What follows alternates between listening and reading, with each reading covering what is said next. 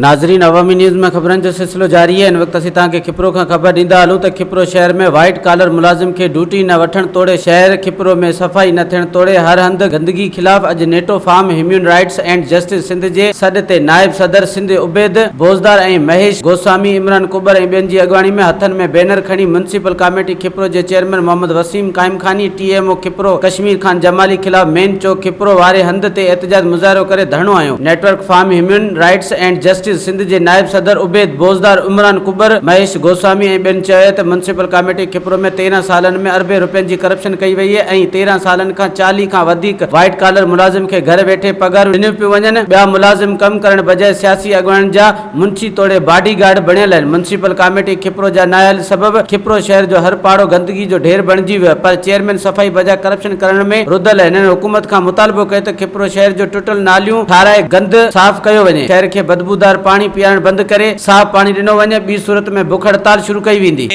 ही अॼु असांजो network for human rights and justice जी कॉल ते जेको ही असांजो पुरअमन एहतजाज आहे। असां चेयरमैन साहब खे इहो ई अर्ज़ु कंदासीं, असांखे पेरिस न खपे, खिपरो खपे। खिपरो भी साफ़ सुथरो खपे। हिते हर गली मोहल्ले में जेको कचरे जा ढेर पिया आहिनि, इंतज़ामिया खणण बजाए जेको प्लाट भराई लाइ पैसा वठी जेको उते कचरो उछलियो थो वञे पाड़े में। सफ़ाई त परे जी ॻाल्हि पर उते जेको गंदगी वारो जेको मटीरियल उते पाड़े में जेको हर गली मोहल्ले में जेको उछलियो थो वञे। तव्हां अज़ीज़ कॉलोनी जो सोशल मीडिया ते ॾिठो हूंदो त खिपरो में अज़ीज़ कॉलोनी में जुमे जे ॾींहुं निमाज़ न थी, सिर्फ़ु इन्हनि नालियुनि उबती वहण जे करे जेको चारों तरफ़ पाणी बीठल आहे। निमाज़िन जेको निमाज़ न पढ़ी उते अक्सर मस्जिद में मोहल्ले जा जेको रहवासी आहिनि उहे परेशान आहिनि, सख़्तु परेशान आहिनि। असां चेयरमैन साहब खे इहो ई चवंदासीं त खिपरो न खपे, पेरिस न खपे, खिपरो खपे, उहो बि साफ़ सुथरो खपे। अॼु असांजो एहतजाज network for human rights and justice J तरफ़ां सफ़ाई मुहिम ते कयो। असां 20 तारीख़ खां इहा मैसेज असां हलायो, शहर में गंदगी जो आज़ार लॻो पियो आहे। कंहिं बि कॉलोनी में कंहिं बि पाड़े में हलिया वञो, असांखे पेरिस न खपे, असांखे खिपरो संदो खपे। उहो सफ़ाई जी अवी पाण ॾिसो, माली पाड़ो, अज़ीज़ कॉलोनी, को बि कॉलोनी, पठान कॉलोनी, किथे बि हलिया वञो उते कमु लथो पियो आहे। उते निमाज़ पढ़णु कोन थो वञे, एतिरो गंदगी अज़ीज़ कॉलोनी में लॻी पई आहे। असीं चवंदा असांखे पेरिस न, असांजो संदो खिपरो असांखे वापसि करे ॾियो।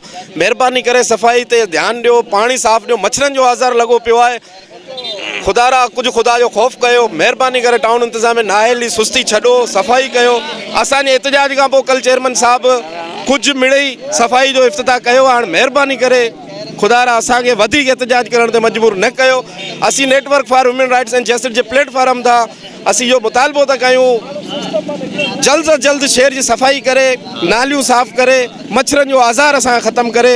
ॿियो असांखे कुझु न खपे, ॿियो कुझु न खपे। मेन असांखे पेरिस न खपे, खिपरो असांखे खपे, पर साफ़ सुथरो खपे। महिरबानी। एहतजाज network for human rights and justice जी तरफ़ां आहे त असां इंतज़ामिया खे इहा ॿुधाइणु चाहियूं था त खिपरे जी आवाम सुतल न आहे, खिपरे में सफ़ाई जो निज़ाम बहितर कयो वञे ऐं असांखे पेरिस न, खिपरो खपे ऐं साफ़ सुथरो खपे, जंहिंमें सिहत बि सहूलियत मुयसरु हुजे। मच्छरनि जो इंतज़ामात करनि त मच्छर माण्हुनि खे हाणे बीमार करण लॻा आहिनि, छो त सिविल अस्पताल में अहिड़ी का वैक्सीन अवेलेबल न आहिनि त माण्हू पंहिंजो इलाजु उतां कराए सघनि।